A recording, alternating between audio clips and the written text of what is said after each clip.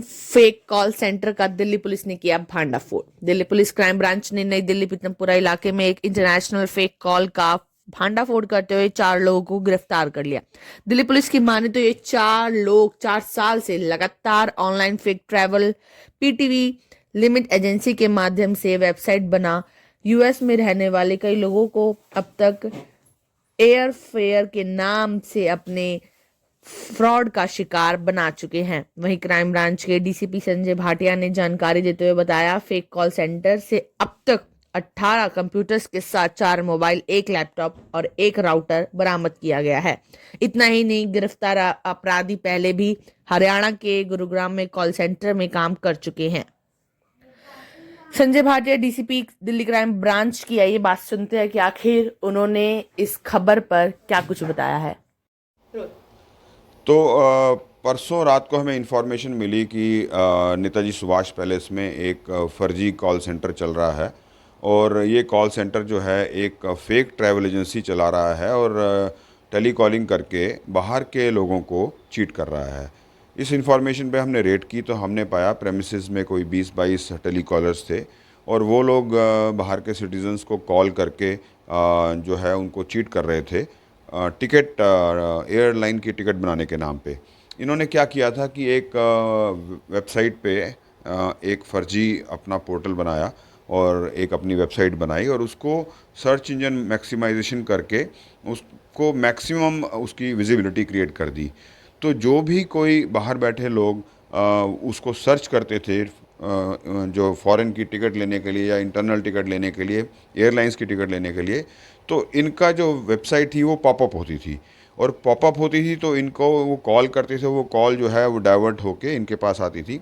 ये अटेंड करते थे और कहते थे कि ये लोग जो हैं गिफ्ट भी देंगे, सस्ती टिकट भी देंगे और दूसरे इंसेंटिव भी देंगे।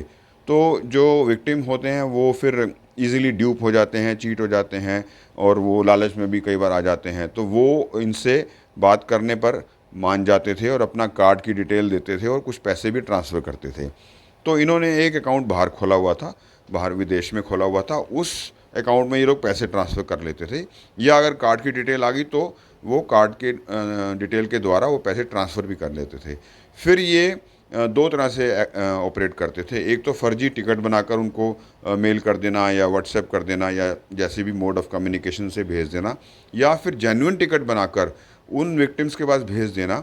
और वो टिकट इस तरह से बनती थी कि उसमें फ्री कैंसिलेशन चार्जेस होते थे। तो फ्री कैंसिलेशन चार्जेस का मतलब है अगर with in a limited period आप टिकट को कैंसिल कराएंगे तो आपको सारे पैसे रिफ़ंड हो जाएंगे। लेकिन उसमें एक ये कंडीशन होती है कि एयरलाइन जो है जिस अकाउंट से पैसे आए होते हैं उसी अकाउंट में पैसे ये वापस किए जाते हैं। तो जो विक्टिम से पैसे इन्होंने अपने एक बफर अकाउंट में लेते थे और उस बफर अकाउंट से ये एयरलाइन को टिकट पेमेंट करते थे टिकट की।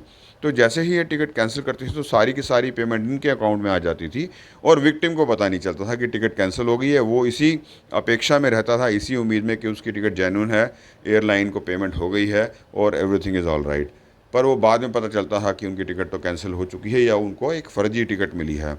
उस अकाउंट से जो इन्होंने विदेश में खोला हुआ था उससे ये लोग जो है डिस्ट्रीब्यूशन अपने अकाउंट्स में कर लेते थे और इस तरह से ये लोग एक क्रिमिनल एक्टिविटी कर रहे थे। कितने लोग थे सर ये और ये कहाँ के हैं वैसे? इसमें जो प्रेमिसेस के जो ओनर हैं वो 4 लोग हैं और बाकी 20-22 तो हैं टेली कॉलर हमारे को मिले हैं। उनको यूज़ किया जा रहा था इस पूरे कॉल सेंटर के ऑपरेशन में। और एक फ़र्जी जो है ट्रैवल एजेंसी के नाम से ये ऑफिस इन्होंने बनाया हुआ था। तो उसके फर्दर जो डिटेल्स हैं, इलेक्ट्रॉनिक डिटेल्स, डिजिटल डिटेल्स और दूसरे डिटेल्स हमारे को मिले हैं। एनएसपी के अलावा कहीं और भी इनकी ब्रांचेस थी? नहीं, अभी फ़िलहाल तो एक ही हमें मिली है, बाकी आगे की पूछताछ जारी है, इन्वेस्टिगेशन की जा रही है और जैसे ही कुछ और पता चलेगा तो हम मुनासिब कार्रवाई करेंगे।